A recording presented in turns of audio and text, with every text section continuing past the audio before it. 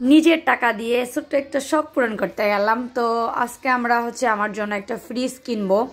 তো আমরা সবসময় প্রত্যেকটা প্রোডাক্ট আমার বাসার কিন্তু সিঙ্গার থেকে কেনা হয়। তো ফার্স্ট টাইম আমি অল্টনে গিয়েছি। তো অল্টনে যাওয়ার পর অনেকগুলো ফ্রিজ দেখতেছিলাম যে কোন ফ্রিজটা নেব। বেসিক্যালি আমি চাচ্ছিলাম পুরোটাই নর্মাল নিতে, কারণ আমি যেহেতু বিজনেস করি, আমার কেকের বিজনেস আছে, আমার অলরেডি আমার বাসায় 2টা ফ্রিজ আছে। তো এরপরে আমার আবার আরেকটা ফ্রিজ প্রয়োজন। তো আমার হাজব্যান্ড বললো যে চলো অল্টনে যাই, অল্টনে গিয়ে আমরা একটু ফ্রিজ দেখি।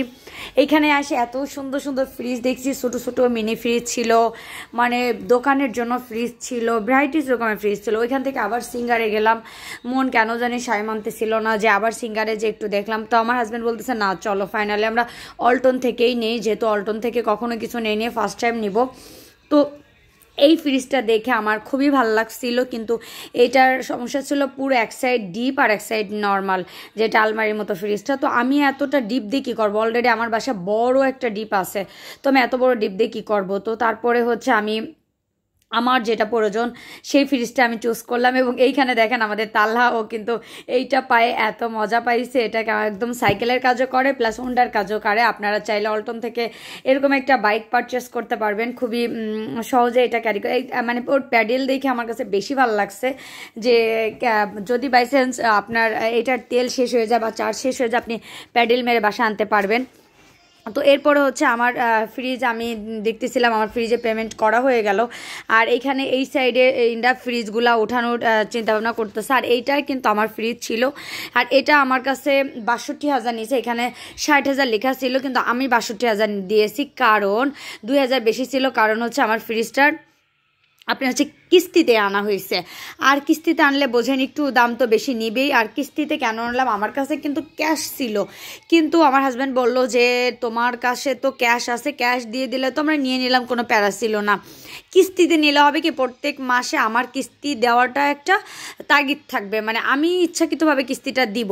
আর এই যে আমাদের সবার প্রিয় রবিউল ভাই, মানে রাব্বি ভাই গিয়েছিল আমার সাথে আমার ফ্রিজটা, আমার শখের ফ্রিজ কিনতে। তো আমরা এতগুলো ফ্রিজ দেখছি, কোনো ফ্রিজ আমার পছন্দ হয়নি। এটার মধ্যে আমার শুধু এই নর্মাল ফ্রিজটা পছন্দ হয়েছিল। আর ওরা বারবার দোকান থেকে বলতেছিল যে আপনি তো বাসার জন্য নেবেন, বাসার জন্য তো আমরা এই নর্মাল ফ্রিজটা দেই না, আমরা তো এগুলো দোকানে দেওয়া হয়। তো আমরা বলতেছিলাম যে কেন বাসার জন্য নিতে পারবো না, আমি তো এখানে শুধু নর্মালের জিনিসপত্রই রাখবো। তো বলছে তাহলে ঠিক আছে। আলহামদুলিল্লাহ ফাইনালি আমি আমার পছন্দের ফ্রিজটা কিনেই ফেললাম।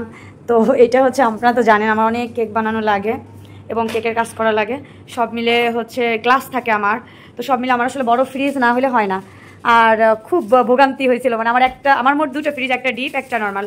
তো ওইটাই আমি আমার নিজের কোনো কিছুই রাখতে পারতাম না, সব কেক রাখা লাগতো। তো তারপর কি করব, আর বাসা চেঞ্জ করছি, নতুন বাসায় শিফট হয়েছি, নিজের মন মতো একটু সাজাইলাম। এইটাকে বানাবো মানে এইখানে ছবি টবি তুলবো, এই জন্য এই টেবিলটা আমি করছি, ছবি টবি তুলবো এটাই। আর এই তো আমার মাইক্রো ওভেন, ইলেকট্রিক ওভেন। আর এই যে ট্যান এই যে বড় আরেকটা টেবিল নিয়েছি। এইখানে আমার স্টুডেন্টদের সঙ্গে আমি শেখাবো ওদেরকে, এই জন্য এই টেবিলটা কেনা হয়েছে। এই তো এইগুলো চেয়ার, মানে টুল, ওদেরকে বসায় দেওয়ার জন্য স্টুডেন্টদেরকে।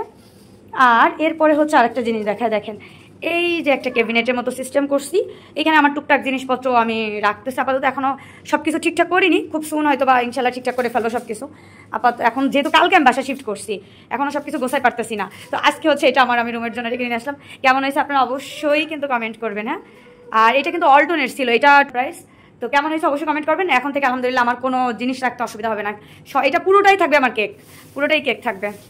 আর আমার কিন্তু মানে 9ম ব্যাচেরও হবে আলহামদুলিল্লাহ। 1 তারিখ থেকে 10ম ব্যাচের প্রত্যেকটা সিট বুক হয়ে গেছে, এবং 11তম ব্যাচের জন্য কিন্তু অলমোস্ট 4টা সিট, 11তম ব্যাচেরও সিট বুক হয়ে গেছে। মাশাআল্লাহ। তো আপনারা যারা জয়েন্ট হতে চাচ্ছেন দ্রুত করে জয়েন্ট হয়ে যান। ইনশাল্লাহ আপনাদের এই মাসে আমি ক্লাসগুলো কমপ্লিট করার চেষ্টা করবো। আর পেজে একটু ফলো করে দিন, হ্যাঁ। আল্লাহ হাফেজ।